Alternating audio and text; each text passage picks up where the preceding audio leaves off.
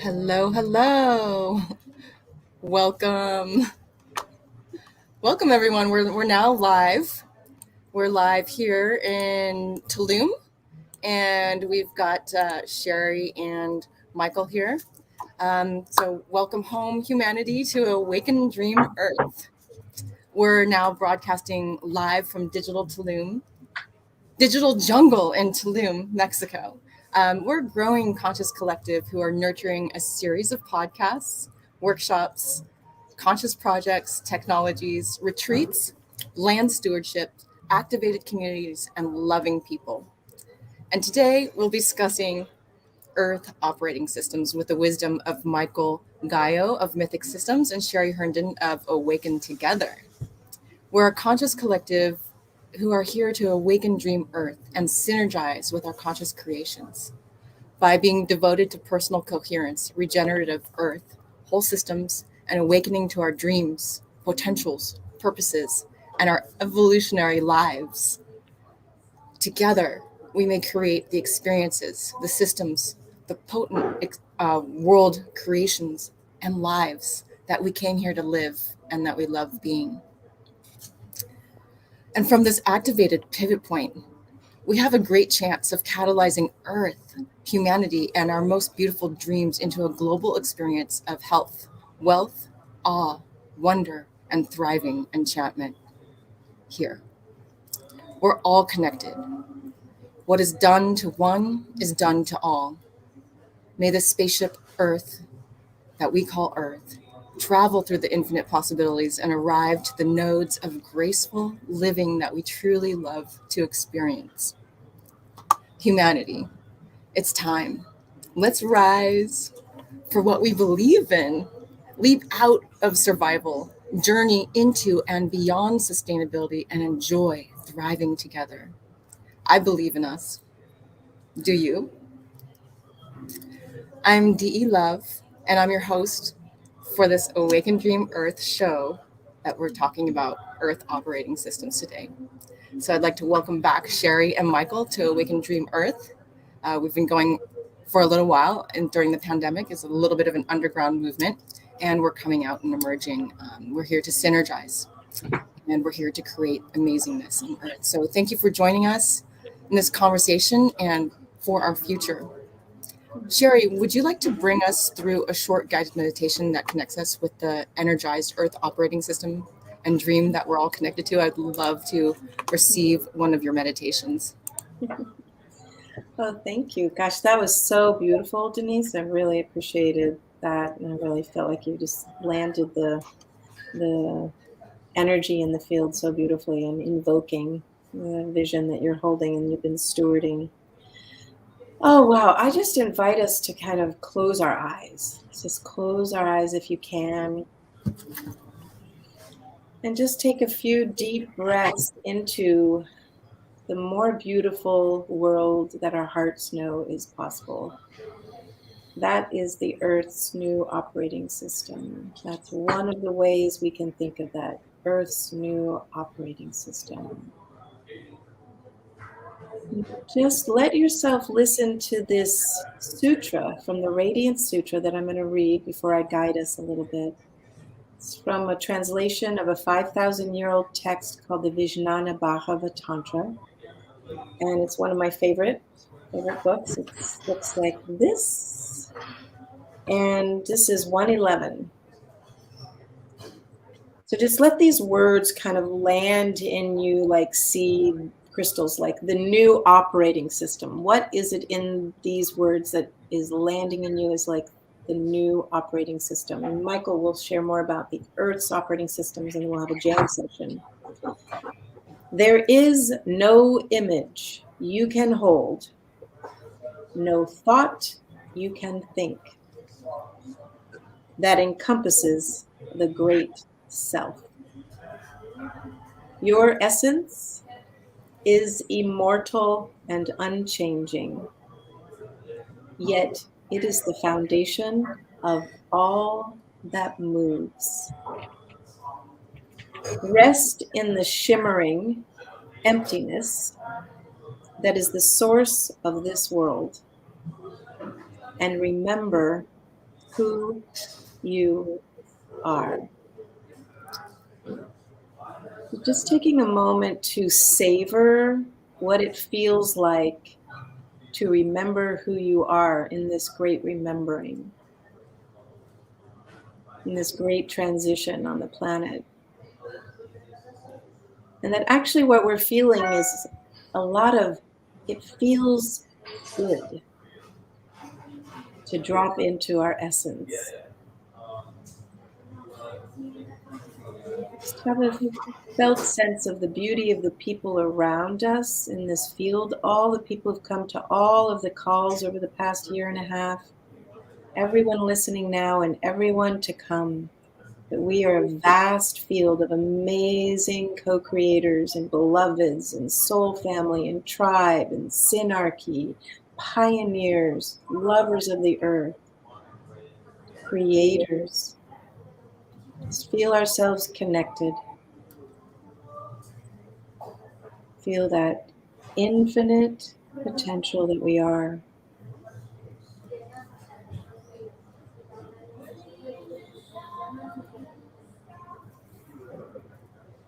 Let's opening our eyes slowly. Feel yourself connected. And as you're listening and as you're engaging during the Q&A, just invite you to keep that heart open, your root grounded and connected above. Just really feel yourself as a conduit between heaven and earth. Thank you.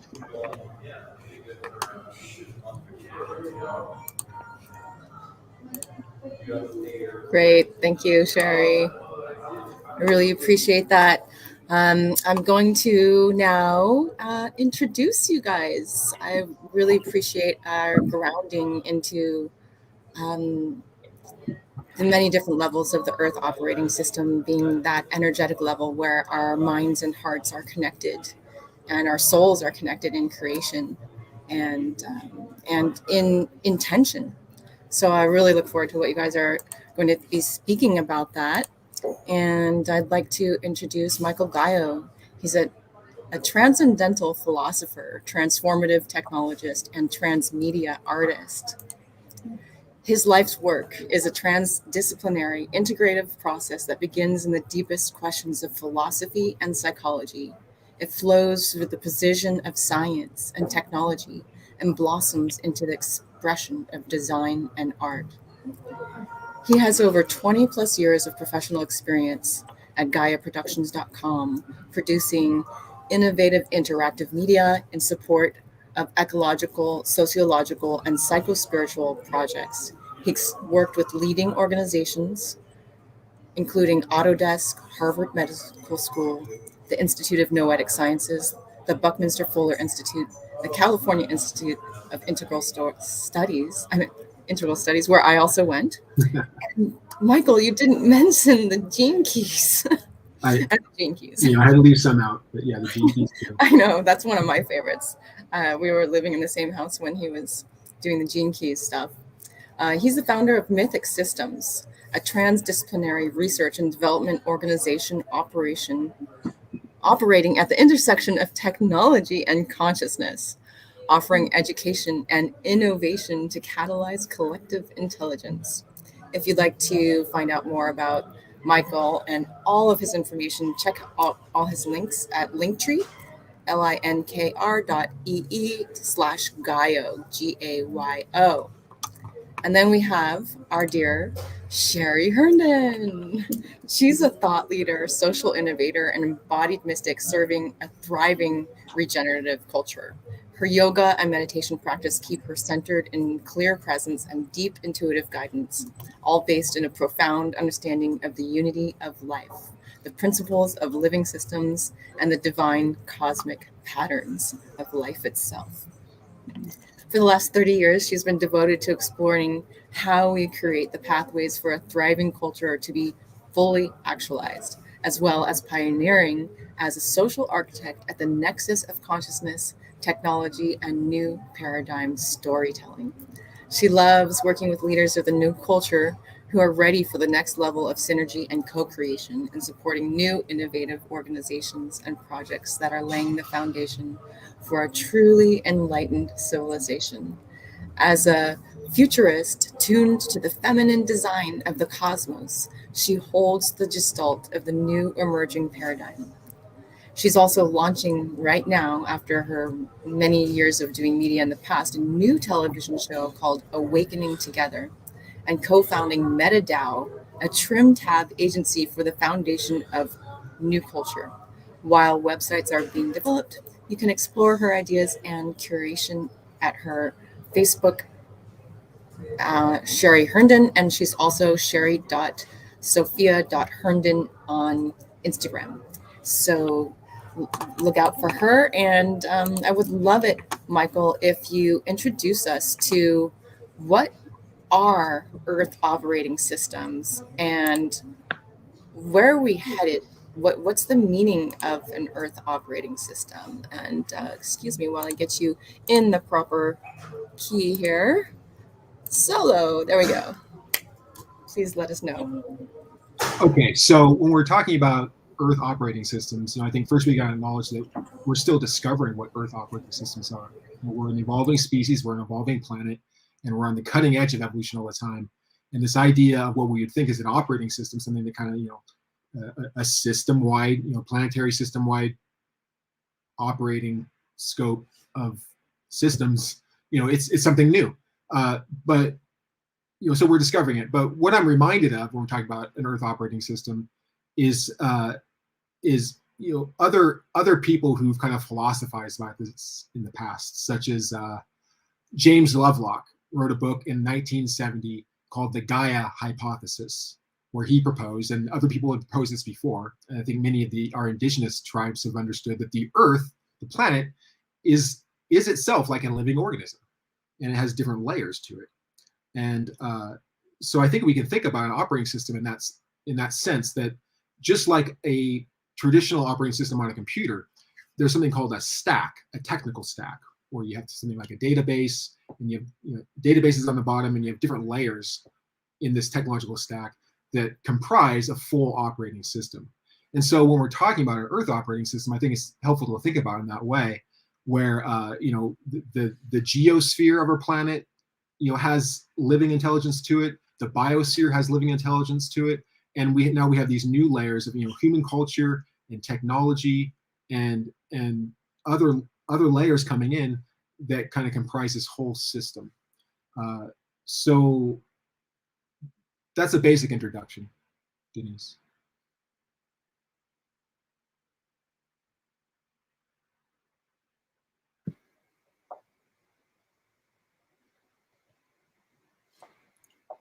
Do you want me to chime in just a bit, or Yeah, let us go? Or Denise, would you like to guide us? Are you there?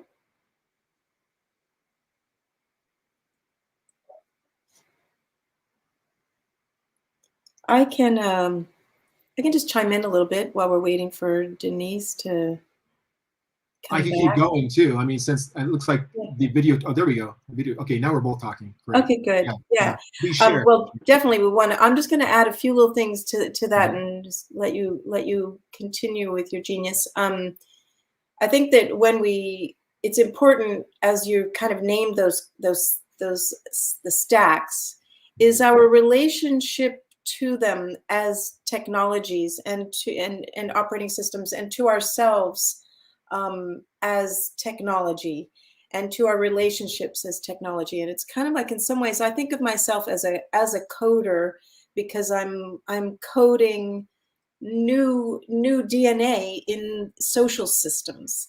So there's the Earth operating systems, and then in the model I like with the stacking is I use the energetic architecture layer of the system, the social architecture layer, and then the digital.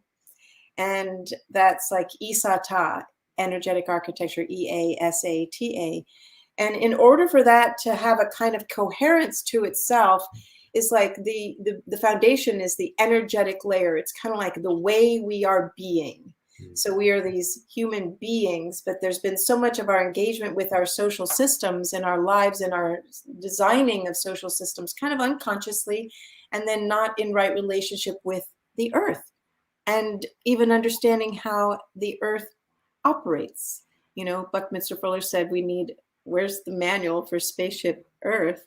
And I think in some ways we're writing that manual.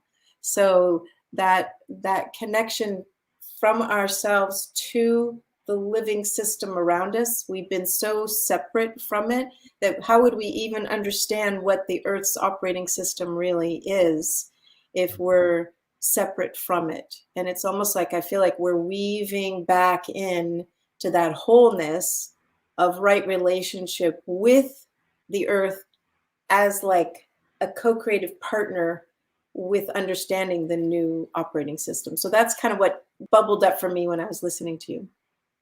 Excellent. Yeah. I think Denise had also asked, what might be the overall meaning or the purpose of an earth operating system. And, going back to what Lovelock had proposed, with the Gaia hypothesis, and that was borrowed. The term Gaia refers to the ancient Greek tradition, which they had a term named Gaia for the goddess Gaia, like as if the whole planet was a goddess, a living organism that's evolving through time.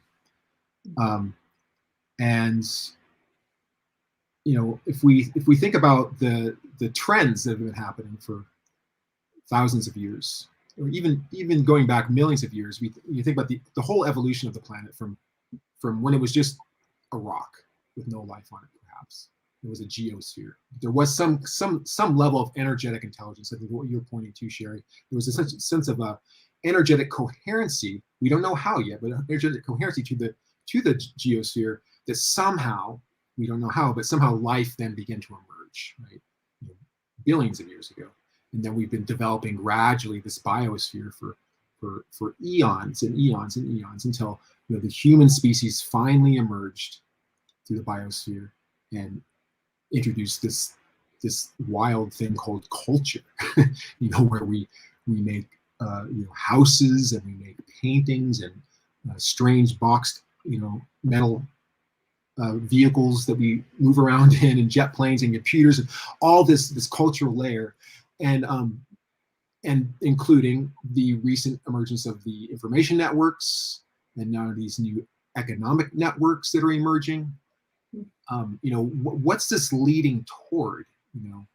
Some have proposed that the planet, being something like a living organism, is growing something like a brain, or its own version of a brain that would include the human species and include our information networks and our economic networks. But I tend to, in my research, I tend to think that if you follow this whole trend of the evolution of planet Earth forward, it would seem to be leading towards what I would refer to as a planetary superorganism. That the planet itself is becoming more and more like an organism, and that the human species, as part of that organism, are also becoming increasingly collectively intelligent. That we're operating in a way that is adding intelligence to that superorganism. And so that's the kind of purpose I see. And I think we could drill into that further too, of some of the background. It's just speculation, but can I add something to that? Yeah, of course. Yeah. Well, the way I have seen that from an evolutionary point of view is and I'd say, I've always had, from unity consciousness with the religious traditions, the wisdom traditions, the deepest currents were this idea of unity consciousness, kind of this oneness, and that there's been this separation, that we've been in this power over and thinking that we're separate from nature, separate from each other. And that's really like kept us it pulls us out into kind of abstraction rather than actually feeling yourself connected to the intelligence of the world around you. And since I was a little girl, I've always had this natural connection to creation and the intelligence of life. And I always say that my first teacher was life, nature, all around me. I just was in the woods in Connecticut. It was like living in the the forests of Lothlorien in Middle Earth. And I feel really grateful for that, because it gave me something that I didn't get from human culture. I got it from nature's natural ways of being. There's these spiritual understandings from like Teilhard de Chardin or Sri Aurobindo, who are really these evolutionary thinkers. And Teilhard de Chardin was a Jesuit paleontologist, and he calls it the noosphere. So that's kind of like what you were speaking to, Michael. And I can't see Michael right now, and I'm wondering, can you bring him back so I can just see him in the same screen? Because then I feel like, Yeah, I like that there better. he is. Yeah, that's good. It's better, yeah, because then I'm like, where did he go? We're having a conversation. Yeah. Yeah. We're in a dialogue. Is that's this evolution of the thinking layer of the planet, is the noosphere come alive. And that to me is like, I'm like a noosphere girl. That's like the global brain. And that's when we can how can we actually tap into that greatest collective intelligence? And I was going to do my PhD in collective intelligence back like 18 years ago, with a guy named Pierre Levy, who wrote a book on collective intelligence, and he was out of Toronto, University of Toronto. And that was when I was birthing Indie Media, which is a global media network, which was basically open source, open publishing, empowering people to tell their own stories, launching citizen journalism. But what we were learning how to do was how to organize ourselves, and how to do it with the principles of living systems at scale, and to empower people at the local level, so the sovereignty within a larger whole, which is really a relationship to systems, communities, governance, all the implications of how are we in right relationship to the Earth's operating system, of which we are a part. So I really appreciate thinking about how the internet is an expression of that tapping into the unity consciousness, because we didn't have that, even if we felt it in certain traditions, and then the internet made it visible to us. It's almost like, as humans, we create these technologies. That's why coders and programmers are so interesting to me, and I've always had relationships with them, I mean, friendships and partnerships and everything, because I love that understanding of creating from nothing and creating something. And then it gives you something to reflect back on, of like, well, what does this really mean? And I want to just leave with this, pass the ball to you, but we talk about the collective intelligence of the Earth's operating system, the natural intelligence of living systems. Oh my God. And yet we have so much collective stupidity, and a lot of the challenges of humans not living into, and there's a lot of reasons for that, and trauma, and a lot of distortion and misinformation and all those different aspects. But in order for us to tap into these better ways of being that are more harmonious with the cosmic architecture, with nature, with the Earth's operating system, we have this responsibility, I think, also that we can't kind of bypass in some ways, to like, how do we return to our own wholeness? And I think a lot of people know what that's like, in your relationships or your parents' relationships. There's not as many harmonious, brilliant examples of perfect relationships, not perfect, but thriving relationships. So we're actually the ones who get to like do that and keep being that. But I think there's a lot of healing that needs to happen. The Earth wants us to be healing, and the coral reefs, the waters, the oceans, the plastic in the oceans. Oh my God, the burning, the air, there's so much that's like needs healing. So I'm curious, Michael, how you feel that we could be in greater harmony with Earth's operating system that could really, I have my own way of thinking about that, but it seems like, as a philosopher, and what is your inquiry around that where we could step into more wisdom around the healing? Yeah, you and I have talked about this before, and I know we have really complementary perspectives and thoughts on this. I want to touch on a few points you made. You said you're a noosphere girl. I love that. I am. When I was submitting my bio to Denise last night, I said to her, I almost feel like writing in here that I'm a noospheric test pilot. Oh, that's good. That is what I've been doing. I began programming on the internet in the 1990s. I was an early internet pioneer and programmer, and I was often working on the edge of technology, creating some of the first maps on the internet and various applications that were cutting paradigm at that time. And so I always had it in my mind that that's what I was doing. I was really experimenting with building the noosphere. So I really resonate with that too. But yeah, Pierre Levy is one of my favorite authors too on the topic of collective intelligence. Yeah. And Levy seeded an idea in me many years ago in his book on collective intelligence, where he talks about something called an overlanguage. Uh-huh. That he predicts that what he calls an overlanguage is coming, and I agree with this. And other people have talked about this too. That as we have an evolving global brain and an evolving collective intelligence on the planet, that something like a language, not necessarily a language itself, but he's very clear on this, that in the same way that eons ago, human species had language emerge through us. That was a tremendous paradigm shift to have language emerge. We take it for granted today. We take language for what we're doing right now, using these sounds to speak to each other, to conveying complex ideas. We take it for granted. At one time, we did not have this. We were just apes running around without language.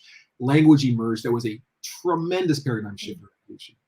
The overlanguage would be something on the order of this, that something like language would emerge, but at a collective scale.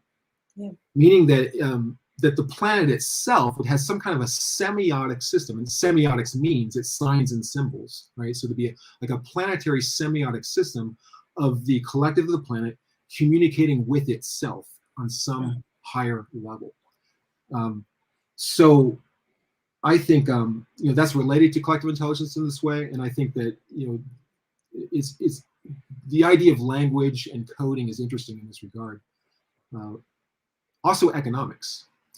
I've become really, really interested in economics for the last many years since I've been involved in the cryptocurrency scene, and I've come to really understand that in the human scope, well, to back up for a second, collective intelligence in general can exist at many different levels. Like we said earlier, there's different striations of planet Earth, the geosphere, the biosphere, the noosphere, and there's intelligence running through all of it. We have intelligence at the bottom of the ocean. We have intelligence on the moon even. There's little bits of intelligence. But in the scope of human activity, I see that economic systems and monetary systems, financial systems, let's say, are at least early versions of what collective intelligence is beginning to look like for the human species. Meaning that, in the human scope, when we think about collective intelligence, the way that we measure our productivity with each other, the way we measure our harmony with each other, the way we measure our ability to innovate and invent, these things are all relative to economics, where economics measures those things and also facilitates the most efficient collaboration between us. And that is both creating an environment for collective intelligence and also measuring it to some degree.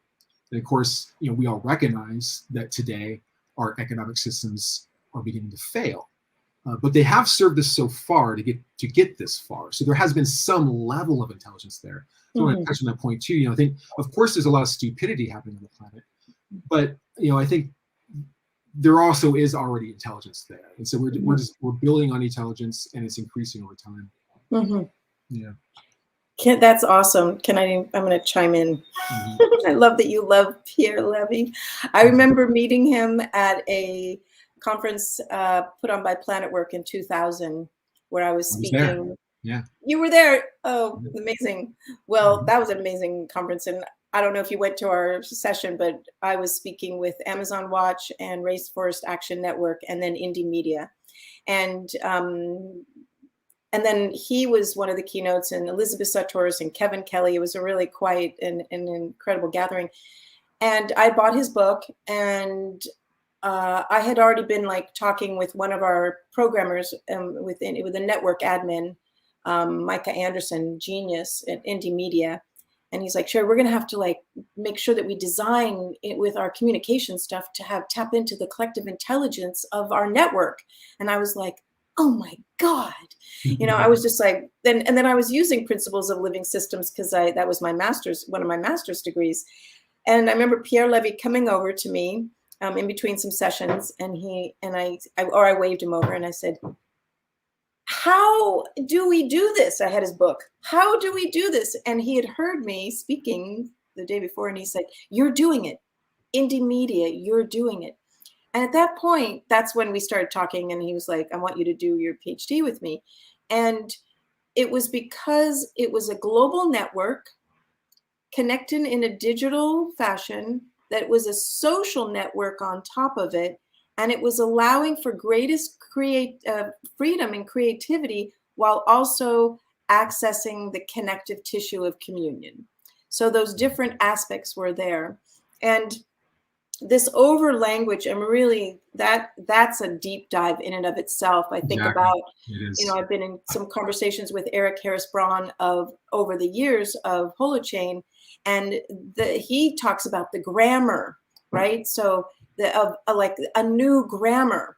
And then I'm thinking, could the over language, is it something like the attempts at Esperanto, where we were like, what's that, the simplicity of the language, or, the experience of when you get beyond language, when you get beyond, like the Tower of Babel came down and it created this inability for us to connect, if you want to use that story and that myth.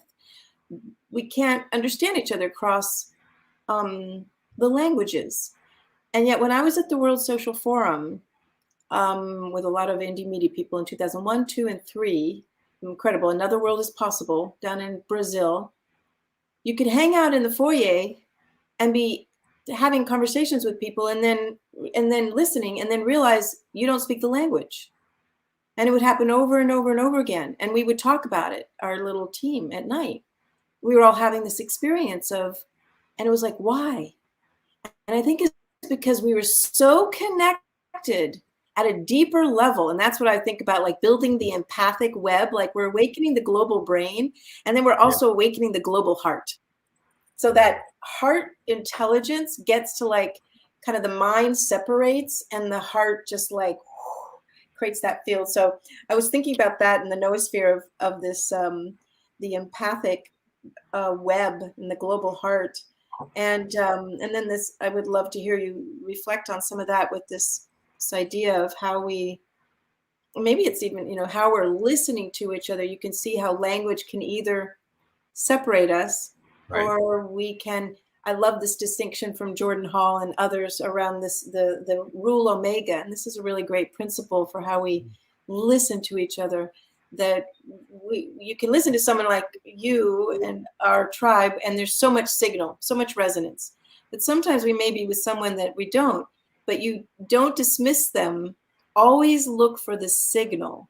There's always signal. And if you don't think there is, you're not paying attention deep enough to the truth that's always flowing through someone.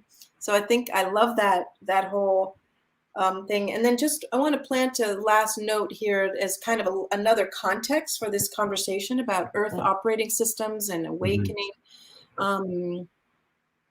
Awakening our world is in this a lot of people talk about the meta crisis, and like the meta crisis of meaning, and like what is the key trim tab, and something that's been named by different people is, and that I feel is really important, is that we need to be able to create systems of better global coordination. And that if we don't, which is really a function of us cooperating better, listening better, sharing, it's like an economic implication, it's a communication infrastructure, it's an economic thing. And so that global coordination, I'm curious what your thoughts are on that. So that efficient collaboration that economics has taken us thus far, with its limiting debt structure, scarcity built in, etc. And because you have the cryptocurrency, you have this sense of like more a different thing. That what's the new model of the economics that could actually enable more of that abundance and efficient collaboration to the next level. Yeah. Wow. Thanks for that. I'm loaded with new thoughts. Several answers there. In each of those, we can go so far into economics, but let's go back to signal. Yeah, I love this idea of signal, and I think signal is a coherent. Signal has something to do with coherency. It's a coherent communication, a coherent connection. So going back, when we're thinking again about these striations, these levels of a Earth operating system stack, we have signal and semiotics at each of those levels. The geosphere itself has signal. When there's an earthquake, that's a signal of something.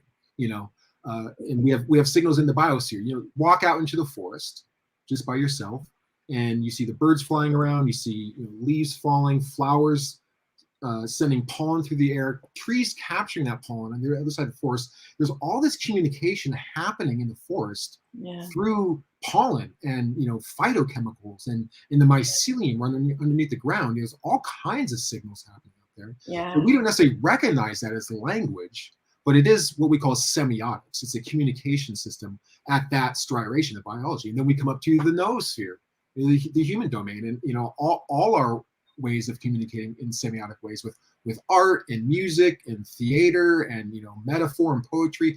So many different ways that we communicate, not just through English or a spoken language. Because there's all these different ways of economics. And I even think in the scope of, semiotics, but I think in the scope of economics even, that has been a semiotic system up to this point. That again, economics was designed in a certain way. The current economic system was designed to be the way it is, and now we have tools to design it in a different way. And consciously designing, possibly consciously designing too. So, but even above the economic, above the cultural noospheric level, I almost see like a new layer emerging, and we might call it spiritual or psychic, and the psychic field's already always been here. But I think that something new is being added, or something new is coming. It's kind of like a top layer on the striations, and I'm seeing intimations of it. I'm beginning to see intimations of it emerging, and also the coherency between levels as well. For example, meaning that for anyone who's involved in the cryptocurrency world for a while, you might begin to get a sense that it's like it begins to feel different than economics as we've known it. So it begins to tease into something else that we don't have a term for yet. And I'm reminded of, I think it was Teilhard de Chardin that talked about, or maybe it's Buckminster Fuller, talked about ephemeralization.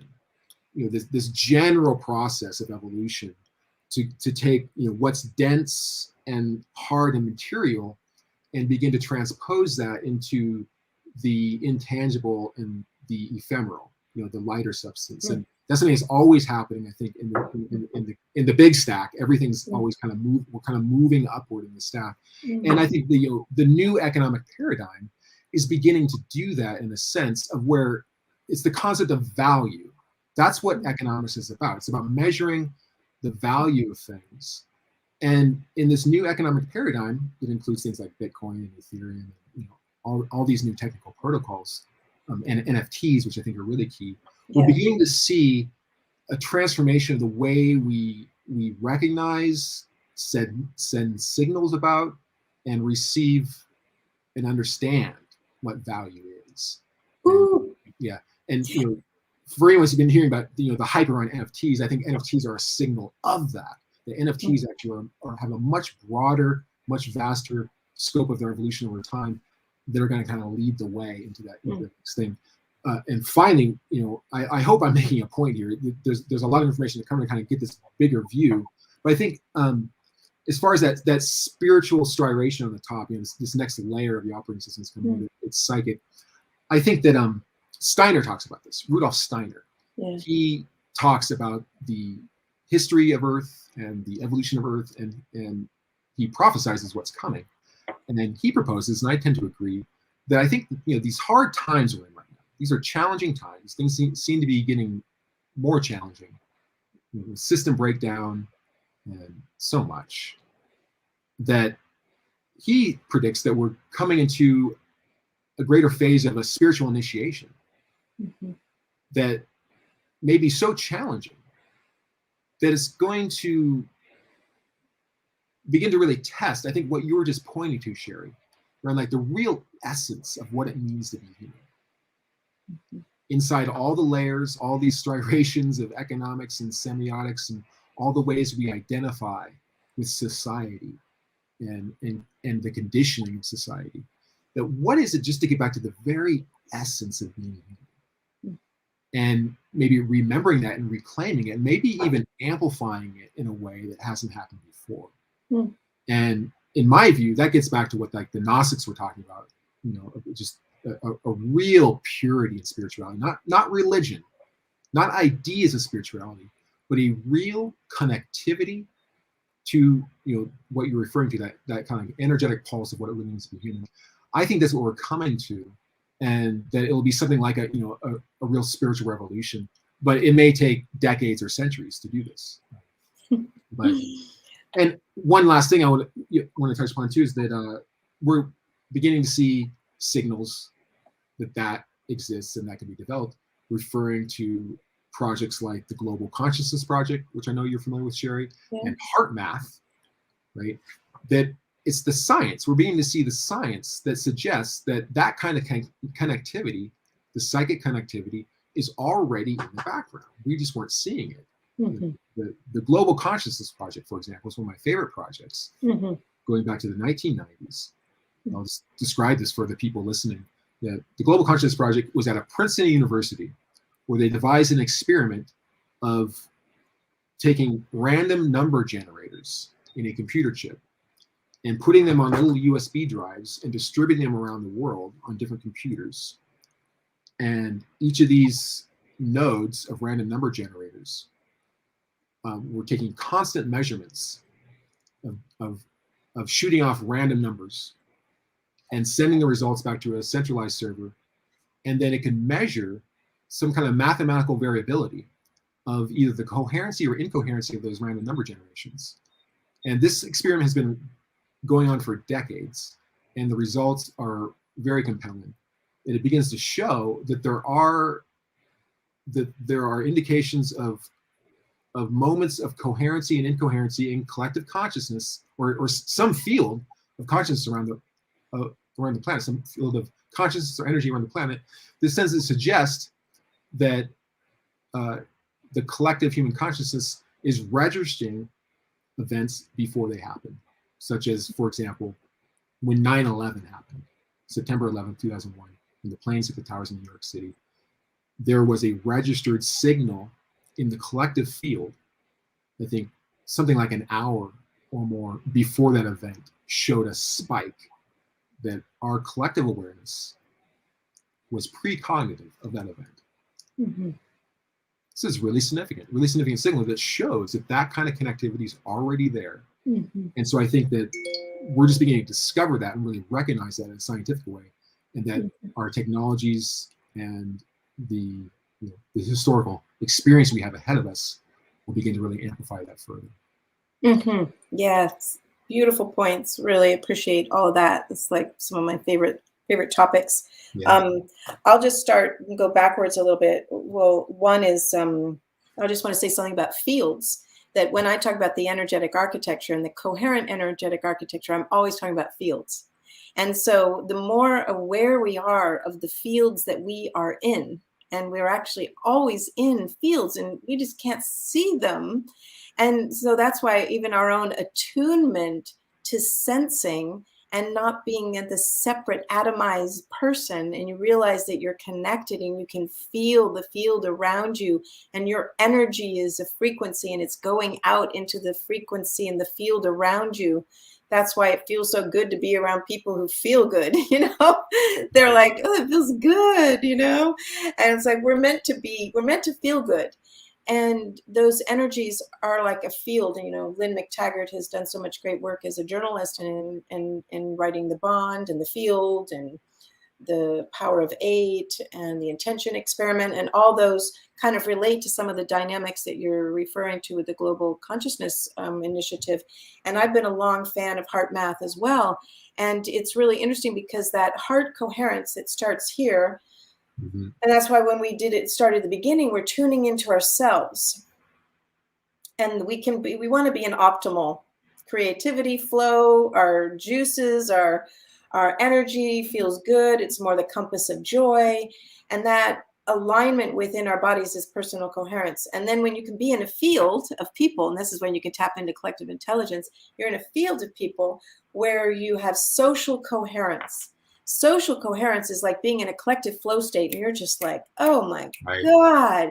If you've ever been in one of those zones and great conversations in a field that you build, you're just like, this is like sex.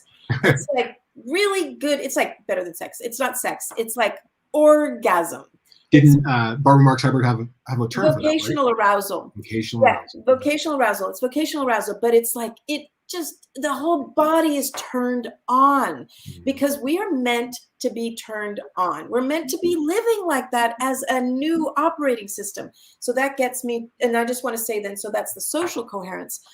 Those folks at Heart Math, they would talk about global coherence, like that we are actually creating the conditions for greater global coherence, but you can't fake it. You can't, it can be kind of a latent system like you're describing. Those random number generators kind of point to it, but we can actually consciously be creating fields of so much powerful shared intent in the direction of like where we want to go and how we want to get there, and unconflicted behavior. Great quote from Joseph Chilton Pierce, who wrote The Magical Child. Anyone who wants to parent some children, magical child. Passionate intent and unconflicted behavior. That means you are in line. Faith of a mustard seed. You believe what you say alters the structure of the universe. That's the kind of power of creation that's like, that's there, without saying, well, what does that mean? Alter the structure of the universe. Well, let's just leave that for like a moment. But the power of that kind of alignment is really something that I feel like we're at a threshold. You talked about that too. This like total threshold of, and Barbara and I would talk about ourselves as members of the new species, and that we're becoming a new human. And the new human is, it's like in the gene keys, which we are both gene keys people.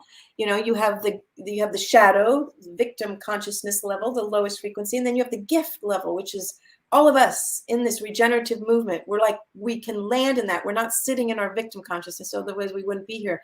We may have to navigate and do the work. Great, keep doing that. And then there's these Siddhic capacities that are coming in. These divine capacities that are kind of latent. They're our true nature.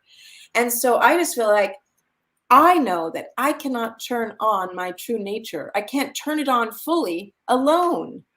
I have to do it with others. I have to be in a field of mutual awakening. So that's like the psychic spiritual layer that you're talking about. And that Gnostic human, that's like, oh, you know, I feel it within me. There's this deep yearning. I'm sure that we all have these like yearnings. And I think our culture has like told us, no, don't have, we're not talking about low level desires. I'm talking about higher frequency desires. Ask boldly and deeply for your greatest heart's desire. My greatest heart's desire is to be in fields and live with communities that are like, people are awake and have done their work, and we're in the juiciest creativity and making music and making art and doing amazing things in the world at the top level of our flow states. Like, and continuing, because that's going to turn on dormant DNA. You know, you have in your body right now, everybody, I want you to all pay attention. If you're not, pay attention right now. Keep paying attention, but right now, listen, you have, I heard this was Elizabeth Sartoris at the same gathering that you were at. That's really amazing. She's an amazing woman. Look her up. Sahtoris. Woo! Living Systems. You have over 5 billion miles of DNA coil inside your body. That's a lot of miles of DNA that those packets are so packed they can't even figure out how to do it because the technology of the body is so miraculous. But when you think about that, there's no junk DNA. That's just DNA waiting to be like turned on and have more light and consciousness streaming into our bodies and to just like the light of consciousness. So I really feel like that's the cusp, and it is a great initiation to go through this kind of level of pressure. I actually have a different timeline. I'm totally here for enlightened civilization by 2035. That's like, I'm on that vision. And I know there will be a lot of repercussion, but I believe in the nonlinear jumps, and who knows what it will be. And I'm not attached to that, but I'm just like, I'm on that seeing. And then the last piece I want to say is something about these economics of the shifting and the economics and of how we recognize value. And this is something from the folks from Metacurrency, who are like then birthed Holochain. And I've been in that field and known them for over 10 years. And it was, we used to talk about, within Metacurrency, we would talk about a wealth acknowledgement system, WAS, wealth acknowledgement system. And that most of the time we're exchanging, the fiat dollars are exchanging at this small circle in a big, huge sheet of paper. And there's a little small circle, and that's where we're trading with the fiat dollars. That's like, oh, that's value. And yet all around that is this huge circle that's like unacknowledged, the beautiful things that we don't acknowledge. And if we start to like, that's like where different currencies come into mind. It's like, if we can actually see the flows of the abundance that we sit in, like what you were describing so beautifully, the flows of the pollen and the mycelium, you know, we would be in awe in ways that would just have us kind of in wonder.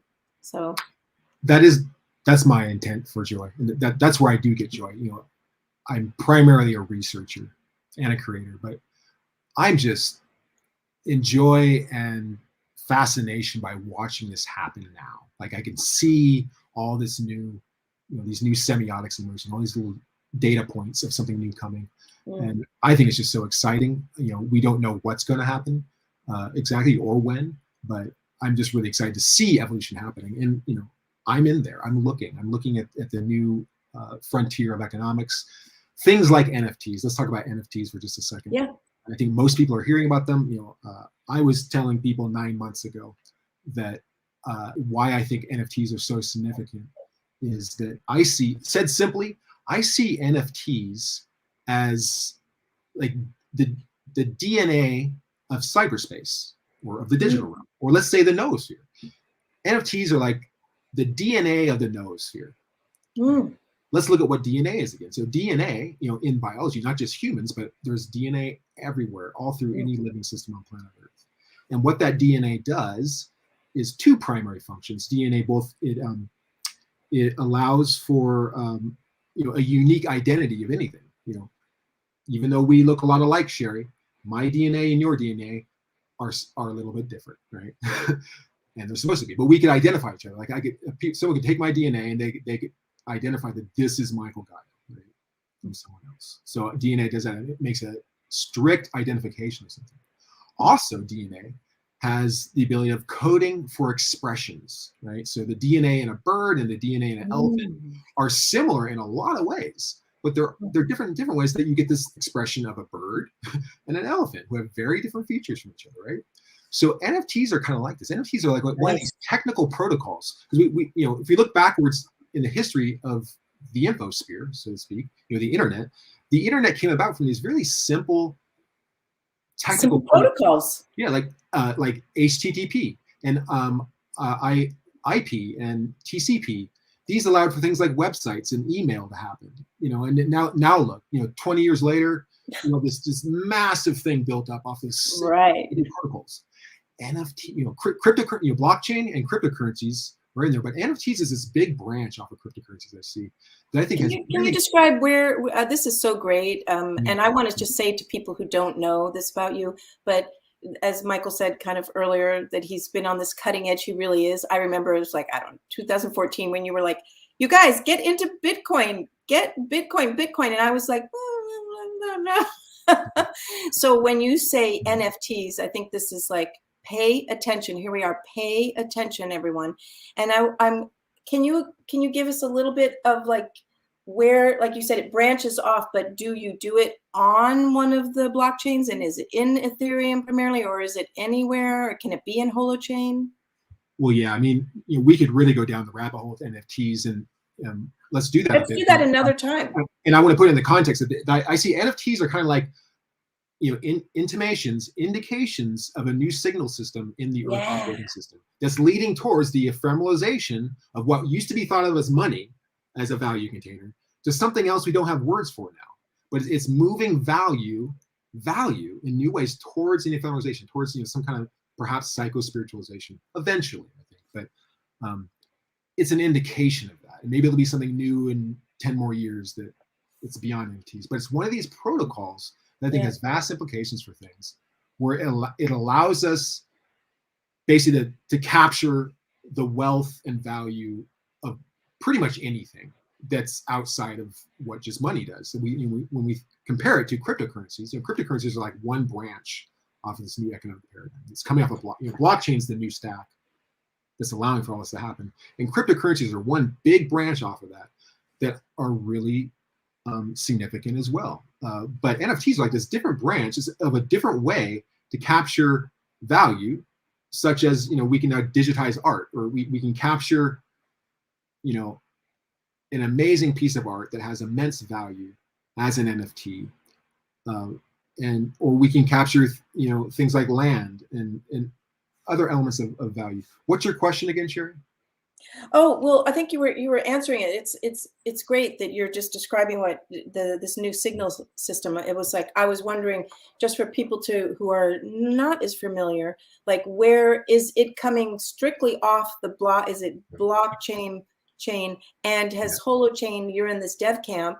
Is there some new apps that are actually creating new kind of signals coming out of Holochain that can even accelerate that? I'm actually in the Holochain Dev Camp 8 right now. So I'm beginning to learn a little bit more about Holochain. And I had a conversation with Arthur Brock, the founder of Holochain, about 3 or 4 months ago about NFTs. And nice. And Holochains are a really ideal place actually for NFTs.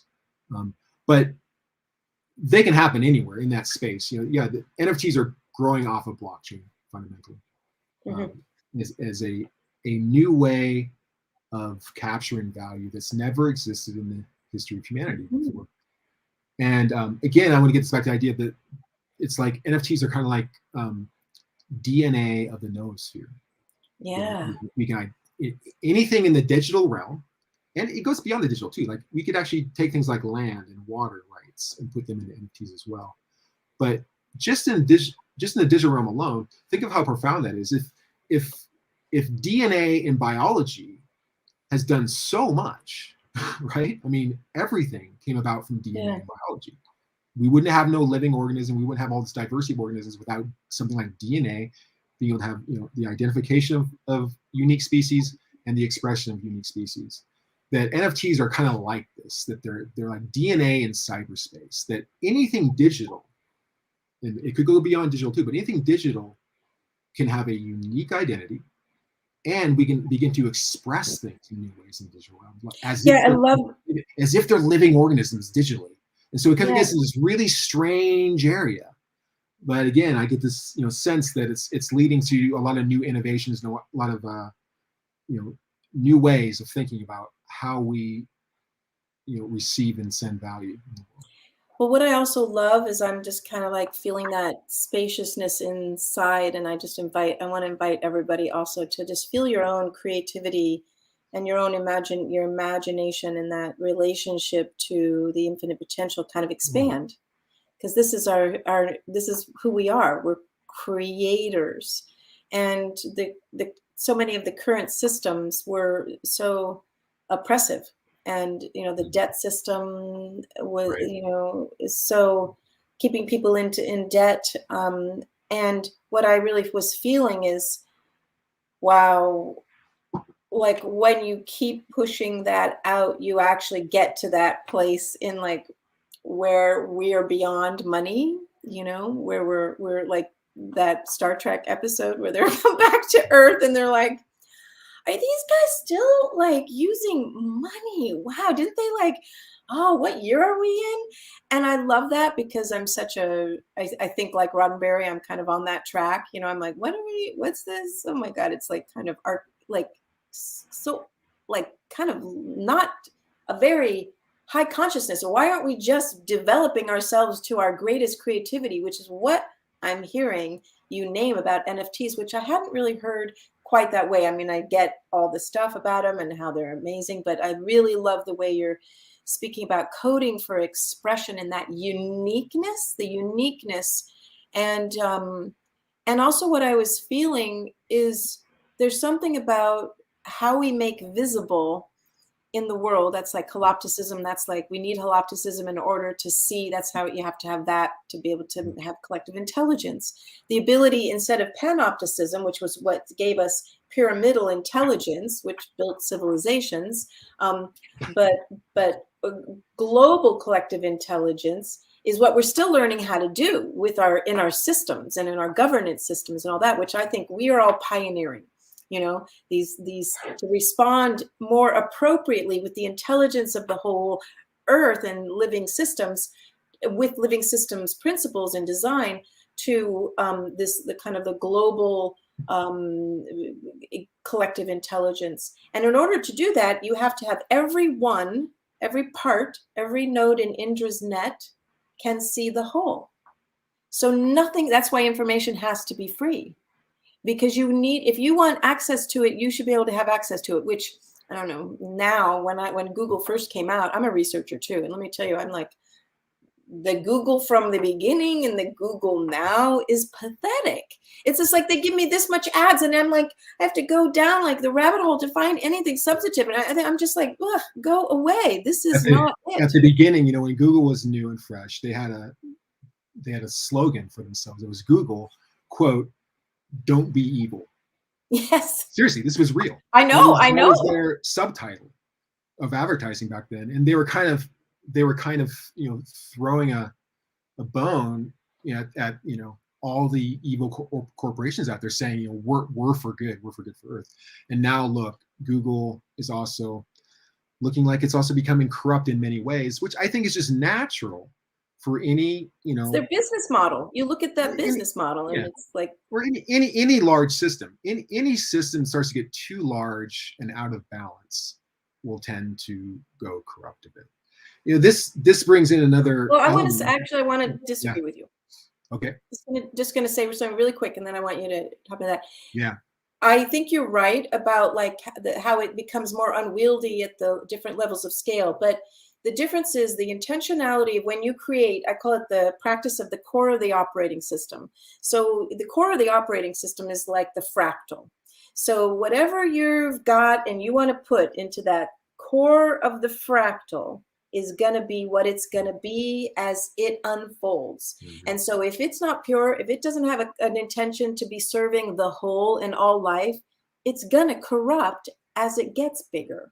So I think that we actually have the potential to be scaling social innovation with a level of incorruptibility and attunement to like clearing out the things that don't work, because we have accountability and we have feedback loops and we're not driven by profits. So all those kind of factors kind of play in to create a more hospitable space for being able to scale things that can serve. Yeah. You know, what I would say to that is I think that you're right. You know, if a system has a kernel of, you know, pure intentionality, for goodness at the center, you know, it's most likely to realize that. Though I would still say, even in that case, you know, as like any system, it starts building around that kernel, and all those layers could still be purely intentional. But because of the scale of the system and the environment around the system, there may begin to be, you know, an absence of pure signal between layers of the system that then begin to have it go corrupt. That's why, not intentionally, meaning it's just I think there's a natural force of entropy in everything. Yeah. And so it's really about, you know, finding new ways to balance across scale. Well, and And you said a that's natural force of entropy, and I would say there is an equal force of syntropy yeah. that we have not been as attuned to.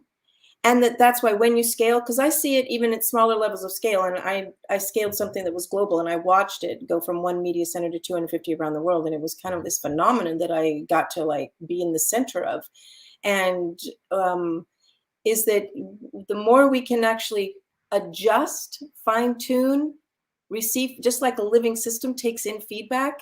Yeah. You don't take in feedback and your leadership structure is not listening, then you're gonna do that. You're gonna be responsive to the outer entropic forces, which is pretty easy to do if given the current structure. So I really understand that. I'm just like holding forth to like we can actually fine tune these more enlightened civilization structures. Yeah, so I think it's just, you know, as you scale anything, the probability for introducing more empathy becomes there. Yeah. However, the solution to that is more intelligence in general, not just human intelligence, but any kind of intelligence. So, you know, it'll be interesting going forward. You know, we have, you know, artificial intelligence coming, and you know that's another rabbit hole in itself. But you know, I want to jump back to this idea of the levels of an Earth operating system stack, and that, you know, this element we're talking a little bit now of entropy and corruption, you know, as you know, those are real qualities of reality that do come in at times. You know, not to put the emphasis on them. Again, we want to be putting at least equal emphasis on the other aspects like synergy and syntropy and wholeness and beauty and harmony and but also keeping in mind when we get the point we get to is that also that is one layer though of the stack. We kind of think about like the database layer of an operating system where you have this, you know, denser element that tends to hold things back, right? The inertia that we're experiencing in the world. We hear so much conversation about it these years of, you know, so much environmental degradation happening, so much civil unrest. We've known about this for decades. Why are things taking so long to resolve? We know what the solutions are. We have all the resources. Why does there seem to be what I call this social inertia? Why aren't we just jumping to the position of solving these systems so we can, you know, create a more perfect world? And, you know, in my research, I've tended to identify that you know, there are you know, there's forces of inertia on the planet that deliberately try to hold things back and confuse things even a bit. And you know, again, that's a huge conversation to get into. But what I want to say is I think it's also important to recognize that can have a functional value. That, you know, it's to draw the metaphor away from computers to something else like you know, like a jet plane or any kind of vehicle. You know, to move somewhere, we need fuel. We need some kind of energy. And I think Eckhart Tolle talks about it in one of his books, that he talks about the difference between the, you know, the shadow body, that human individuals have a shadow, an ego, you know, shadow body. Yeah, I think he calls it the pain body. The pain body, right? Yeah. That holds all this energy. You know, that's all the, whether that's ancestral energy, whatever it is, wherever it's coming from. We all know it. Each individual has, you know, this pain body, and that he says the function of that pain body, if we orient to it correctly, is to catalyze our spiritual evolution. Right? It's like a fuel. It's like a battery pack, full of energy. Right? That's where all the energy is at, and it can be transformed into light. Right? Transmuted. I love transmuted. And so Eckhart Tolle also talks about that the planet also has this. There's a collective pain body. There's a collective shadow, and that is also our battery. That's our fuel base to catalyze us into a new psycho-spiritual frontier. And again, I think I think it's really important to acknowledge that about the operating system, that's there, and because if we don't know that's what it's for, then it can get really messy. Because it's when you have a shadow base that doesn't have a purpose, it's going to grow more shadow base. That's why I really love. That's why I love the Gene Keys. I mean, I've always done the shadow work and all that the inner work, but you get to a certain point of doing that, and you realize that it's operating on a different level. And you know, I really appreciate a lot of the integrated wisdom that Richard Rudd has brought into the Gene Keys synthesis, Yeah. and understanding the sanskaras and Thomas Hubel's work around collective trauma that's kind of carried through time. And the more consciousness that we can bring, like this generation to me, my dad and mom, they were not dealing with their stuff at all, not mine. And I think a lot of that generation wasn't. But I feel like we are the turning point times. And because we can consciously engage with the forces of evolution and creation in a way that has us be more empowered with like what you're describing. And something I like, artificial intelligence, we don't have enough time, and I don't know what our timing is. Maybe Denise will tell us or something in the chat when we go to Q&A, but is that, you know, there's the singularity, this idea of the singularity. And I like to say that there's the spiritual singularity. And what I mean by that is that I'm devoted to creating the systems for the new human, as like, this is an operating system. That's a reason I say I'm an embodied mystic, is because I don't talk about anything out there that I don't do and work in here and haven't done this, like integrated it or done it in the social systems or played with it. I just don't do it. I'm not interested in that. I kind of don't function that way. So I see what the intelligence of this body is, and the as a computer, let's say that, or as coded with these codes that are like, we haven't even turned it on yet. Like, it's like we talk about the spaceship Earth, like, well, we got to figure that out. And then we got to figure out how we're turning these bodies on, this life force that's like wanting to be channeled through, like clearly through pure channels, and then collectively. Like, to me, that yearning in me for like what we're capable of creating and being and doing is I know it's like we're at the very tip of the tipping point. Yes, I want to just land something on that too, Sheri. I think that, you know, coming back to talking about collective intelligence as the potential purpose of an Earth operating system, of the potential meaning, you know, to realize collective intelligence as humanity and realize collective intelligence as a planetary superorganism would be awesome. And I agree with you. I think that when we look at collective intelligence, there's what I call extrinsic solutions for growing collective intelligence and intrinsic solutions for growing collective intelligence. And we've been mostly talking about extrinsic solutions, things like, you know, the internet and blockchain and these kind of like global systems of managing the collective. Those are definitely going to be necessary. But I think that part of the breakdown that's happening, even in the inertia that's holding these things back, is that we gotta focus at least equally on the intrinsic solutions, which is just all about the individual. That's it. That the healthier and more coherent signal processing individuals we have, the healthier and more coherent collectives we will have. The better collective intelligence. So increasing individual health is the most direct way. And exactly. It has to start in the inside. It's like, I think, you know, in our beginning talk, someone was saying that, I think it was Oscar, and it's like, it's an inside job. And then, you know, in the Gene Keys, you have the activation sequence, and then you have the Venus sequence. And the Venus sequence is all about the relationship. So it's like we do this inner work, and then, you know, you're going to have to do that work between you and others. And that's like also key. Otherwise, we're not going to be able to do that collective intelligence.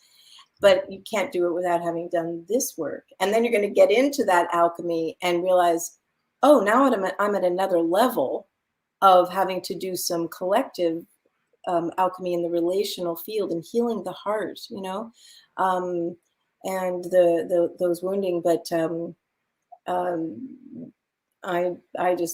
like excited because I've been waiting a long time on this years to have the field be ready.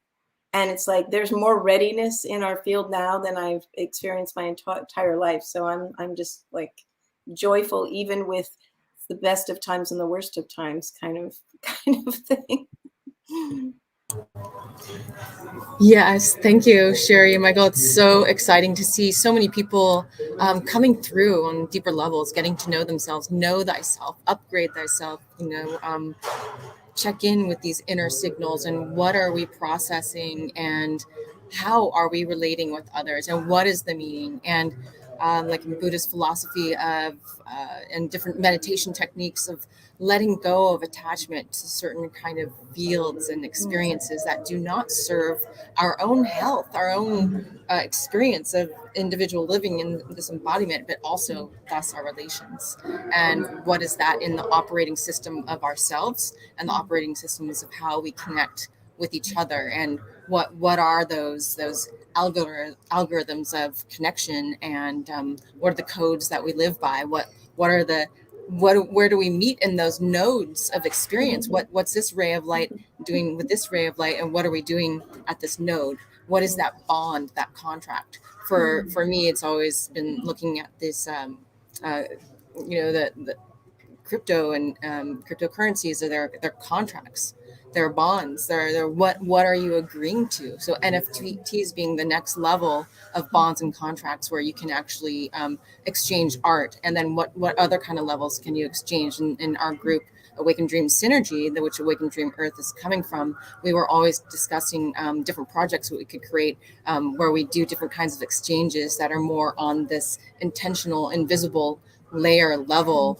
And that this operating system, as we're talking about the different levels of different operating systems, is the one of relation, of energy, of soul, of what are we creating on earth. So I'm really grateful for all your all's awakening and your offerings to this scope of reality. I really feel like this could be an ongoing conversation where we could even get into the different layers that you're speaking about, Michael, and what Awaken Dream, like we're specifically looking at the dream layers because it's what is happening in the subconscious. There's 95% of our experience, at least, the science doesn't actually know how much of our undercurrents, our unconscious experience is really in not we're not coding it. They're pre-coded by our genetics, or they're coded by our cultural experience. And getting to know thyself, you can get to know your inner codes more and how you are operating this dream vessel, which is so many aspects of creation happening in the underworld, in the subconscious, and automatically that we don't know. And when we can start getting into that level of knowing what's happening in our inner algorithms and our inner connections, then we can from there splay out our inner energies and have those bonds and connections that really work for Earth, that really are wonderful for Earth.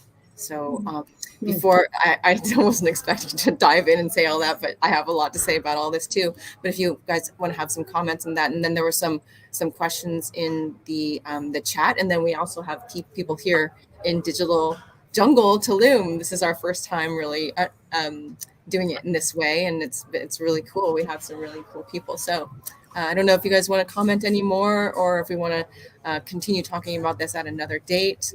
Sheri, it's a big topic. Yeah, we could talk about it a lot. Yeah. Let's see what questions are in the field, and let's do that dialogue. And I love that there's Mark in the channel. I like how Mark's saying NFTs can represent our gifts and cities, and that the cities have the most signal. And yes, I love that Richard Rudd. And for those who don't know the gene key synthesis or what cities, it's SIDDHI, and in Sanskrit it means the divine gift. So think of it as the most exquisite part of your essence, that's like that you love about yourself, that's like people go, oh, I love that aspect of you, and then we're cultivating that together. That I remember Richard Rudd saying that it is in the stillness where the cities are exchanged. So you may be cultivating your own, but when we are gathered together and we actually drop in stillness, like I really can't wait till I get to design some gathering where we're doing some things that are like, next level of these kinds of technologies, and we can actually feel how those cities are fluid. They're not just within this body. So anyway, I love that you said that, Mark. Yeah, Mark Wagner has been a great part of Awaken Dream Synergy and Earth, and he's moving tonight, so he can't participate entirely, but he spoke in the chat, and he's really great person. By the way, Michael, he wrote privately to me saying it's time for you guys to have that dialogue. He's into Bohemian dialogues, and he creates a conscious cafe, so I look forward to hearing. I want to be in a Bohemian dialogue with Mark. That sounds good. Let's do it. Conscious Cafe. Hopefully we'll be starting the lounge up again after the global lounge on Zoom, or even here. I think we can only have 10 people in this space, so we could have a global lounge after these talks like we've done before in the past. And he's always been great at doing the Conscious Cafe, and hopefully he'll do the global lounge again. So David, someone asked actually, hi David Diamondheart, nice to see you. We'll answer your question in a little bit. But there was a question that came up before from a Facebook user. I don't know who it is. They were specifically asking about NFTs and how that works in real estate. They said, how could I use NFTs to invite different lands into trust? And then you. Yeah, I mean, my understanding of that specific applications NFTs is not very detailed, but like you said, Denise, an NFT is essentially a type of contract, a digital contract that, because of blockchain, it secures that contract in a way where we can really trust that contract will be, as good as like a legal contract you would have in real estate. So that's, the old paradigm is you go and you need to hire a lawyer, or you go down to whatever office you need to go to borrow from the systemic functionalities of law and bureaucracy to solidify an agreement that so and so owns this land for however long, for whatever price or whatever. And what smart contracts are doing in general, and NFTs is a version of smart contract, is basically allowing that to be done without third parties so much. So you don't really you wouldn't need a coder. You need someone to code that, or someone's already coded one, a template that you can borrow. But it really kind of takes away the need to have so much centralized control around that we can kind of release a lot of these functionalities of managing society, such as land ownership and ownership of anything, and capture that in a type of digital agreement that doesn't require a human of specialty to really issue it and manage it so much, so that we can begin managing these things more as groups and as a collective. So I think, for example, there probably need to be some layers of intermediary legality too, because we're shifting between old world and new world. I don't think it's going to be just a straight transition. We're going to have a lot of middle ground, but for example, if we all have this vision, say we have a community down in Costa Rica, where hundreds of acres of jungle land, thriving jungle land, and we get 100 people together with their funds to purchase the land, and then we put it into some kind of a commons, a wealth commons, a trust, and that then could be at least partially managed by NFTs as kind of like a symbol of those parcels of land and who owns them. And then if you want to, trade that land out to someone else is coming in that wants to do a timeshare on that land, you could simply just transfer that NFT like you're sending an email, basically. And then they then own that. They then hold that. And once they hold it, then they hold it. So that kind of gets into the area. I think there's a lot more there, and there's also probably some new opportunities there that I'm not aware of, but that's basically how it could work. Yeah, the only thing I would add to that, because that's a kind of a new area for me too, and I can't speak to that specifically, but I have several friends in Costa Rica who are doing that and talking about that.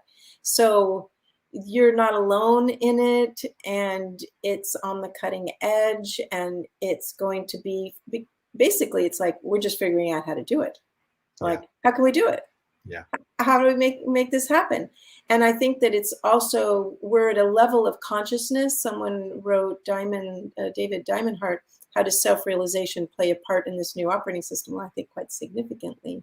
And maybe we can each speak to that, or all of us. But that the level of consciousness now is different than it was 5 or 10 years ago. And you could not have NFTs in the way that we're having them now. And the ability to have like kind of certain trust, true covenants, and like true trust and covenants instead of contracts that like kind of within the current legal structure. People go, oh, trust less. And I'm like, I'm not really like interested in trust less. I understand why they do that, but I think it's a weird thing to say, because I feel like we're learning how to trust ourselves more, trust each other more, and then the systems around us are a reflection of that, and then they can do things more gracefully for us. But I feel like now we're just about to cross the threshold of like NFTs. What do we want to do? You want to invite different lands into a trust. That's like a great inquiry to put out there in certain circles, and the kind of information that's going to come back to you. And I'm going to ask my friends about this in Costa Rica, and maybe we can post it somewhere in the Awaken Dream synergy space. Yeah, we can post it probably in the Facebook, and we also have a Telegram. If anyone is going to join the Awaken Dream Earth and Synergy Facebook group, please answer the questions there, because if you don't answer the questions, I might not, and I don't know you, I might not respond and allow you to get in. And that's the Awaken Dream Earth and Synergy. We have a reason why we're here is to awaken to our dream, like the dream that's beneficence, that's great for all of Earth, for all of us, and how we're connected in our hearts, and how our hearts are connected to each other in the light. So how does self-realization play in this new operating system? Well, that's for us to create ourselves, right? Through our connection and entanglement with each other.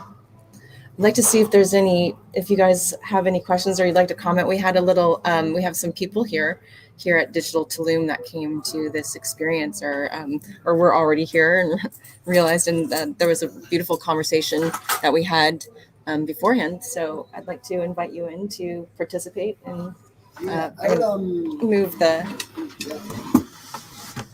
Hey guys, I would like to ask, what's maybe like an elevator pitch for Holochain, and like the hot token, and like how do you get involved with that? Besides, like I just bought some listening to you guys talk. Awesome project. I'm surprised I didn't earlier. It had a 20% pop today, which is pretty crazy. And I just wanted to know kind of, Mike, your understanding and like a summarized version of what it's good for, how to get involved with the project besides just the token. Absolutely. Yeah. I love Holochain. I've been tracking it for years. I'm very involved in the cryptocurrency space, what's called the Web3 space, really. And both as a technological creator and as an investor. And so I would talk about that question in two different scopes. But I would say for Holochain is absolutely one of my favorite projects in the space. It's pretty much an ideal design for a type of decentralized network operating system, which many of these projects are aiming to do. But Holochain, the short version is that Holochain is largely designed off of biomimicry principles. So as a technician or as someone who's building in that space with Holochain, it's got some really nice features and perks that really feel like it's a natural system that's kind of turned inside out for many of the systems we commonly come across in our modern civilization. And again, that's a big conversation to talk about what those features are. But what's interesting about it as a creator, a technological creator, is that there's certain features of Holochain that open up new ways of sending information across a network that you don't really see anywhere else, and that it really opens up new possibilities for ways that we could collaborate and interact as we're designing on the system. That and they're so broad that it's even kind of hard to imagine where it's going to go. But that's really exciting because there's just so much potentiality there. Again, I think that a lot of what's happening in the cryptocurrency space in general and the Web3 space in general is that there's a lot of experimentation happening really rapidly. And that's a good thing. So we're moving to a new space where we have new tools to do things in ways we haven't done before, but we don't necessarily know exactly how or what they're going to lead to. But that's still a good thing because we know they're going to lead to new patterns in general, and we need new patterns right now. We see new patterns for doing social things differently, and Holochain is really right for that. Mm-hmm. And so just go to, I think it's holochain.org. Dive in. There's a forum. There's a dev camp going on right now. They'll have another dev camp. And there's a thriving community there for sure. Do you have a holoport? I do. It's right back there. Okay, cool. Yeah. Are they available right now? No, I'm seeing that there's a list for when they're available. I think they're sold out currently. Yeah, wow. That was during their ICO, initial coin offering.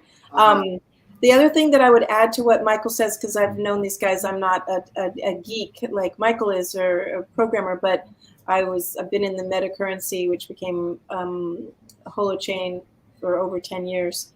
And Arthur and Eric Harris-Braun, and also Jean-Francois Noubel. Jean-Francois Noubel is like a core advisor, and he runs the Collective Intelligence Research Institute. So he's feeding that into it as well. And if you listen to some of the deeper codes that Arthur's speaking about, and Eric, it's like they're talking about a new language. And so that gets to what Michael was saying at the beginning of our conversation, which I think is really relevant and important. And that it's different than just decentralized or distributed.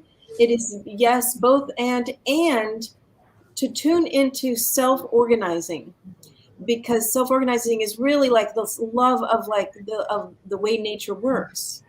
And so that's what Michael was speaking to that too, but I think it's really important to know that that's a deep current of intentionality that comes from both Eric and Arthur, and also the upward spiral. So looking at how nature creates these in the water and flows, so being able to track the flows and the current seas, SEES, like how can you track the currents? That's why metacurrency and scepter are related to Holochain, is like being able to create new currency design to kind of get at where we're missing with the current economic system. So all that's part of that landscape, and it's really a landscape designed to be more modeled after living systems and an economic model that's really serving the thrivability of all life. Right. So Mike, would you say it's like a decentralized cloud server and each individual is a component of this decentralized cloud server? Well, that's an aspect of it. There's Holochain is the platform and the network, the network platform, the development environment where we can create new types of decentralized applications with all kinds of rich potentiality. And then the HoloHost is another website that's related to Holochain. That's what the HoloPort is, a hardware This is what I'm device. right now. I say, yeah, that's related. That's related with the distribution of applications. This is the hardware that facilitates the Holochain software being operated. Though specifically, actually, the holoports are really, as I understand at least, the holoports are really only necessary for allowing anyone who's using just the regular internet to access this whole other world of decentralized applications in the Holochain environment. Meaning the Holochain environment doesn't necessarily need these holoports, but the holoports are required if we're going to scale it to the other people that aren't as savvy to get involved with the decentralized technology. They can still access these applications through a standard web browser like we're doing right now. And that the holoports facilitate that process of moving from the old internet to the new internet. That's kind of a way of explaining. Right. And so individual devices, like you can install something on your computer that operates as a holoport. Is that right? You can do that too. You can run a holoport off of pretty much any device. Any device. Okay, cool. Yeah, that's what I understood. Cool. Thank you. Or they're moving that way, at least any device. But currently, you can launch a holoport on a regular computer. Right. Yeah, that's cool. Yeah. Yeah. Thank you for reminding me about this project. Yeah. This is 20% pop today. Literally today. I know, it's amazing. Someone Nice. just bought a bunch of it. Yeah. Nice. This hot token. Percy, thank you for coming. Thank you for coming here, Oscar. And Percy, you just showed up. Did you have any thoughts or anything you'd like to contribute? Yeah, guys. So many topics you guys covered. Amazing things. It's like I feel like I'm aligned with a lot of the things that you're speaking on. So, but now as we've exited the context of pretty much all the topics, I don't really have anything to add at this point now. Percy's here in Tulum, and he's actually a coder. So I think it's really cool that he's here right now. So I want to bring him into our crew. And thank you, Sophia, for helping make this happen. Thank you for this beautiful initiative and uniting people that we are looking for creating this new earth. And thank you, all of the people talking. Well, and we have this space, for future collaboration. Yeah. Thank you, Digital Tulum. Thank you, Martin, for helping with the tech. And is there any more questions? Do we have any? Oh, look, Great Works Alliance showed up. Yay. Hey, Nate. Yeah, hi, guys. Popping in and saying hello. They're always in our calls that we have. So we're moving over to this little, let's get out there and share our information space as Awaken Dream synergizers and Earth people. Echo, Devin popped in for a moment as well, but he didn't have his devices connected and didn't really say anything, but I saw that he was there. So if you guys have any, we're still in the Q&A. If anyone would like to pop in a question into the comments from the Facebook or the YouTube stream, you're welcome to. And I'm just going to have to say I have to probably head out in a few minutes. I didn't quite know it'd be over 2 hours, so I guess really been appreciating we had the meet and greet beforehand and things like that. So if you would like to help round out the conversation, and then I'll do an ending, did anyone want to say or insert anything before we do that? If you have a little meditation that can help close the conversation, and then I'll just have a last say here. Maybe Michael, there's some reflections on the conversation we've had. Do a little round of synergizing. Yeah. It's my favorite conversation. It's really good. We should continue it. It's really, there's so many directions we can go in depth. Yeah. But it's a good conversation. Yeah. Oh, look, there's a couple questions that are coming in from Great Works Alliance and David Diamondhart. David Diamondhart says, speaking of new technology, the self-realization mantra uses some brand new language to embrace older concepts. I am the itself. I am the all self. I am the God self. I am the no self. Thank you. Yes.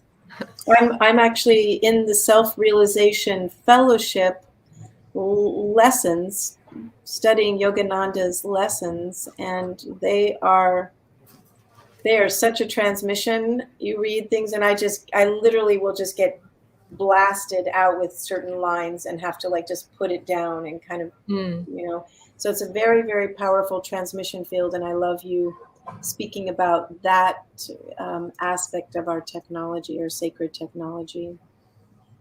Yeah, amazing. David does a lot of meditation. He helped us make Conscious Playground, the virtual reality space, last year with his sacred geometric art. It was really amazing.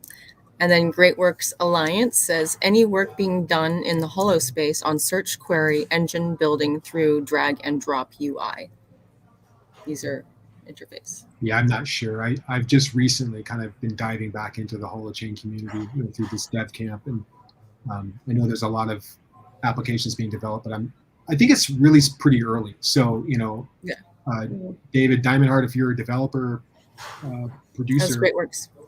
I think it's a really good time to be getting into holochain right now. They've been going through somewhat of a transformation process the last couple of years, kind of maturing the technology, and I think we're going through the gate right now. Yeah. And so there's already a lot of people in there building things, but I think it's just really ripe with potentiality. There's a lot of new spaces to fill. Yeah. So I don't think any kind of search things being done, but I don't know. But actually, Nate, it's a really interesting question, and it's one that Fernanda and I have been talking about, like what's actually needed.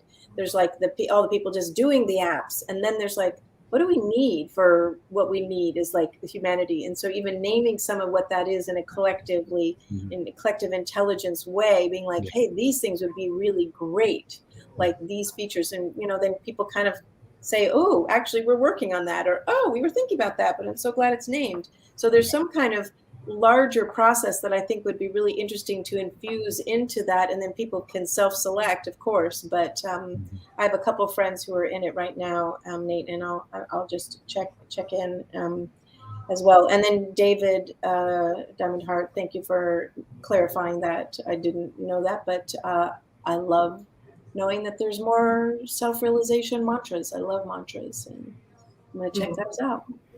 Yeah, David said that the self-realization mantra is not associated with Yogananda, but a lot of these traditions come out of humanity self-realizing.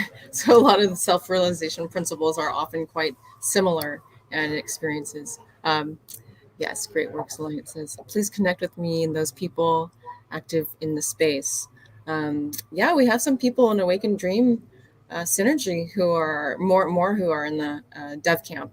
And so we're actually going to go forward, or we're going forward with one of our apps that I've been conceiving of for many years, and I've been creating a team around that. So I'm really excited to go ahead and do that. And I'm also offering online workshops, and there's a lot of us offering workshops and facilitation to help people come into deeper self-realization, upgrading themselves. And I really look forward to Michael Gaio's systems, mythic systems, and the mythic operating system, or Mythos. Yeah, Mythos. Mythos. Mm-hmm. Mythos, yeah. Nice. Would you What's that? Would you like to speak about it for just one moment? I'll give it one, a little bit. Mythos is somewhat of an experiment in itself. I've been nurturing for many years around making new meaning in the world. So, I see that this crisis we're in right now, this planetary crisis, I see mainly a crisis of psychology, crisis of meaning, crisis of perspective. And so I know all three of us here are also focused on that scope of helping people come in touch with their truer stories and their deeper sense of meaning. And so that's what Mythos is. Mythos is focused in that scope. But I don't want to talk about it specifically right now. I'm in a process of actually implementing the technology, and I'm going to just let that ripen. And then once it's actually there, I'm talk about it. Yeah. Yes, very exciting. I want to just say one there's like, it's such an interesting, like, where is the meta crisis, and what is the acupuncture point for these things? And there's like multiple ones, but that there's also a crisis of imagination. And I think that's a really interesting one to kind of muse on. And then the other thing that I just want to name with regard to, Nate, your question about that work in the holo space around the search and query engine. I remember years ago being at an event in Seattle that was a kind of high level tech. I was like, I think one of the only women, like there was maybe 10 women out of 200 people. And I was the only woman who asked a question, but it was three people. One was a VC, one was from Bing, and that was the search engine at the time. And then one was,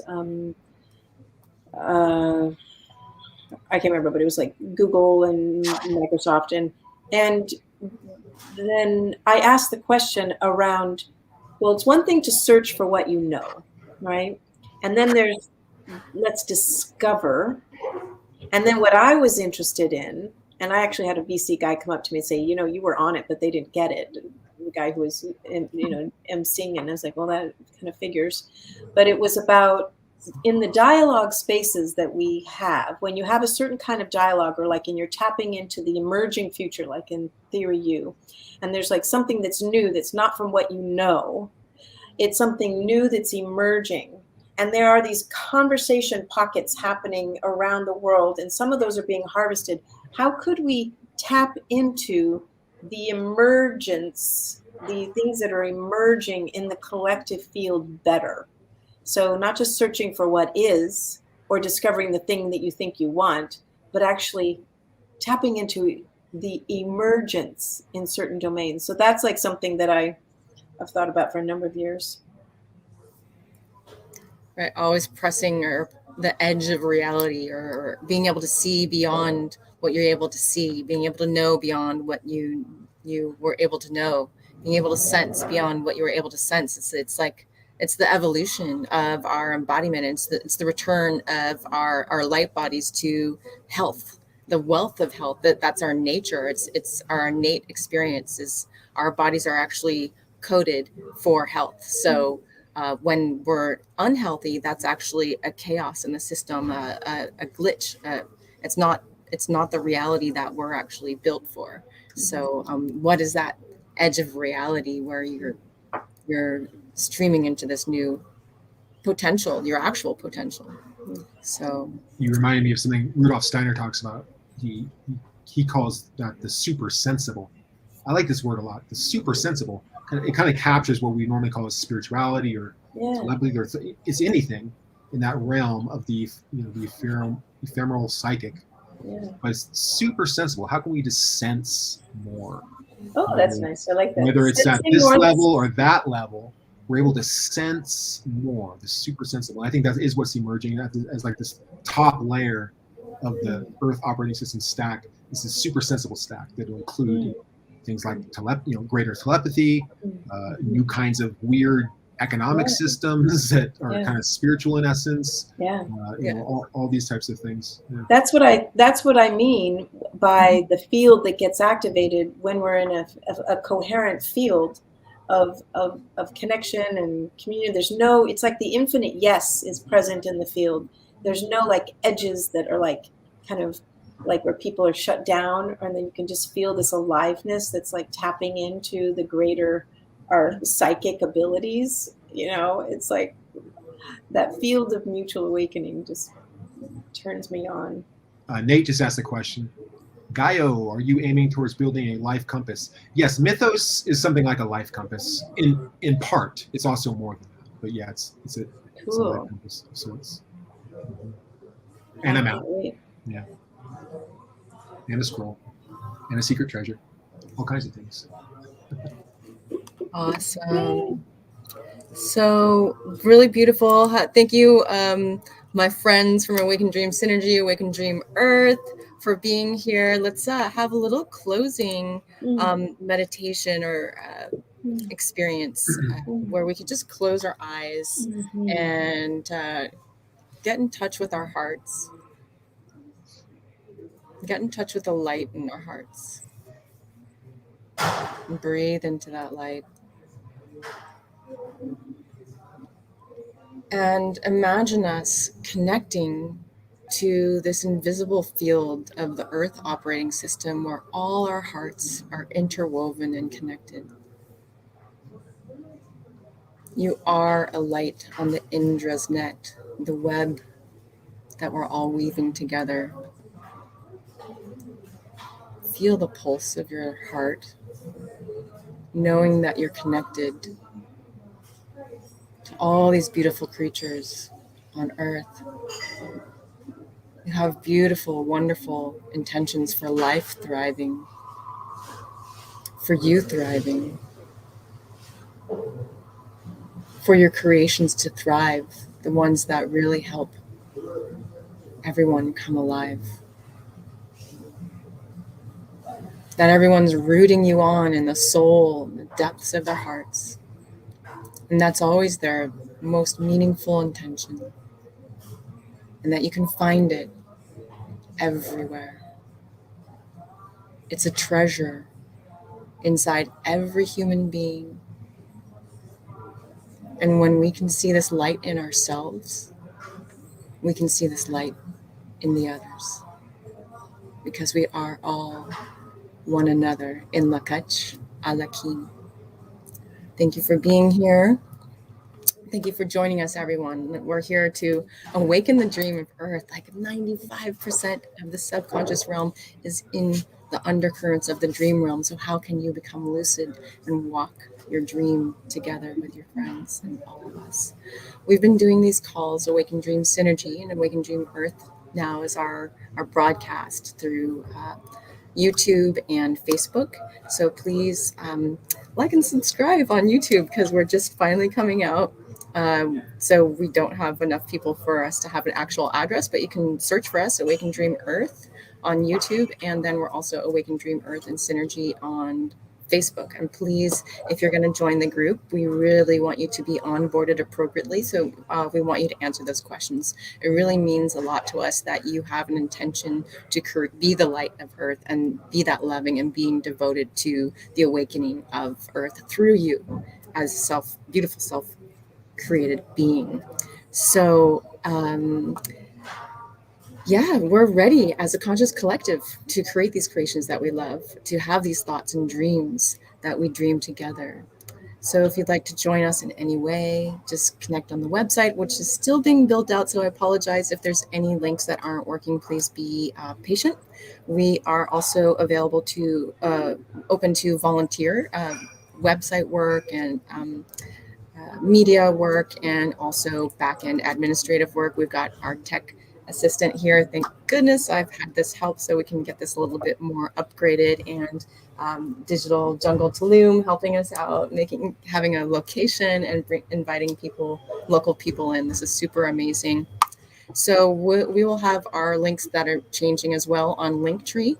So linkr.ee/Awaken Dream Earth is where all of our links will be.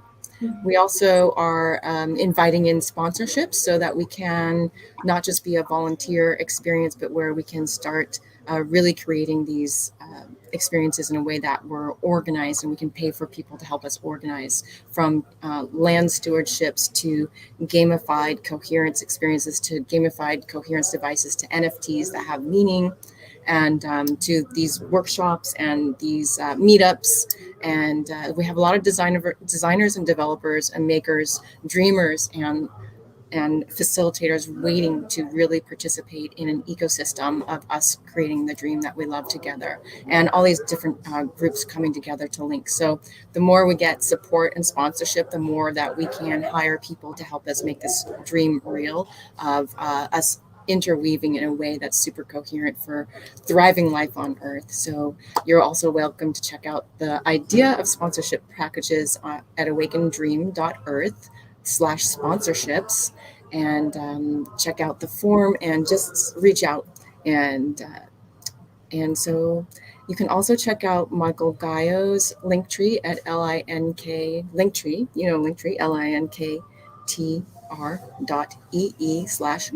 GAIO. And then I personally have also a creation where I've been given the name Lotus Love by a guru, the hugging guru, Amaji.